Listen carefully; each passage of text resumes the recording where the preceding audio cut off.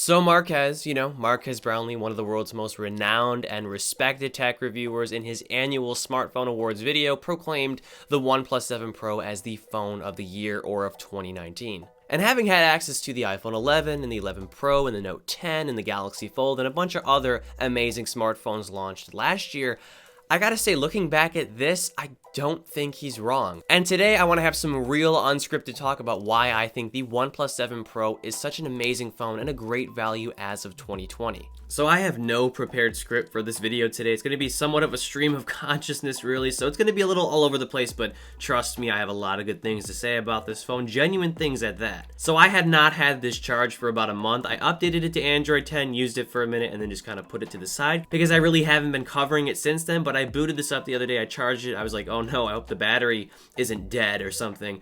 And I got to using it, and I was like, damn, this phone is so great. For several reasons, as I've mentioned in the past, the display is just bonkers. I mean, it just stretches across the entirety of the phone. The bezels are just tiny, and the color quality, the image quality, the brightness, and the 90 hertz, just, man, it just makes this phone a dream to use, literally. And I'm more of an iPhone user, I'm not gonna lie. Although I have been using the Galaxy Fold as my daily driver alongside an iPhone 11, and I've said this in the past, if I wasn't so invested in the Apple ecosystem for my own reasons, I'm not like a dogmatic Apple fanboy, this would be my phone hands down. I used a OnePlus 5 and a OnePlus 6 and I loved both of them, and the same thing stands true here, especially so once again for all of the positive reasons I'm going to echo and that I've already said about this phone in previous videos. The design too is just really, really nice. I mean, I love this matte glass. It's really the best matte glass I've felt on a phone as of this past year.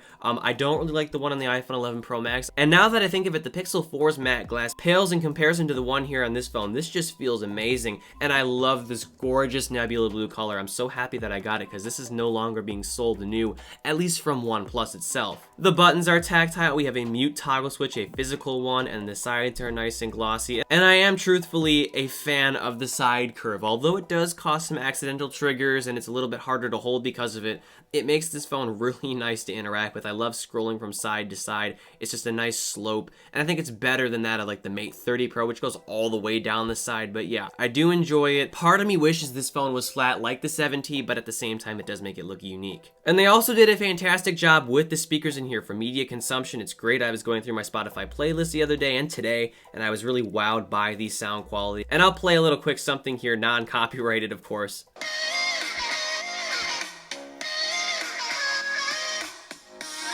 It has a good balance of highs, mids, and lows, like good bass treble, all of that. So yeah, a very balanced speaker system in this device, I have to say. And the cameras. I was initially harsh on the cameras because I had a XS Max, and of course that phone is like over $1,000, and at the time it had one of the best camera setups on the market. And while the 11 Pro Max also, like its predecessor, has a really insane camera setup like the Note 10 and the Huawei Mate 30 Pro and other high-end phones, the camera setup on here is well balanced and honestly good enough for most people, and then some. I think that the image quality is more than acceptable, even great in some cases. Obviously, this is not the phone you want to buy if you want to take the best quality photos and videos, but yeah, if you're an everyday user and you're more focused on, like the actual performance and UI aspect, like honestly I am, to be honest. I don't take too many photos with my smartphone, although I do take videos with my iPhone 11 for YouTube, but for most people, the cameras on this device should suit you very, very well. And let's not forget the pop-up camera here. This is still innovative months later. I still love this concept, and I love the fact that it allows the display to have such a thin top and bottom bezel here. I also want to mention the haptic feedback in this device is really excellent when you're typing or just scrolling.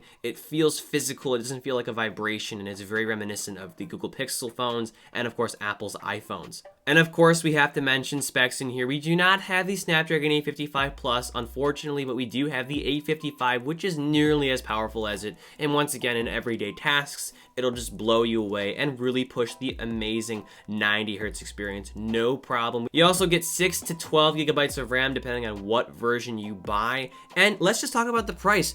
OnePlus is selling these new starting at $499, and I think that's an absolute steal, especially when considering that the iPhone XR is $100 more than that, and you get so much more in so many aspects in comparison to it. And also, two quick things that I want to mention. With Android 10, I've noticed that the in-display fingerprint sensor has gotten faster and more accurate, so that's really, really nice too. And also, the gesture-based navigation is just a dream too, along with the 90 Hz. I mean, look at this, it's just flying. So yeah, using this phone is just an amazing experience, and this video ultimately is a reminder to people that this phone is just a great value as of 2020. I think people are sleeping on this.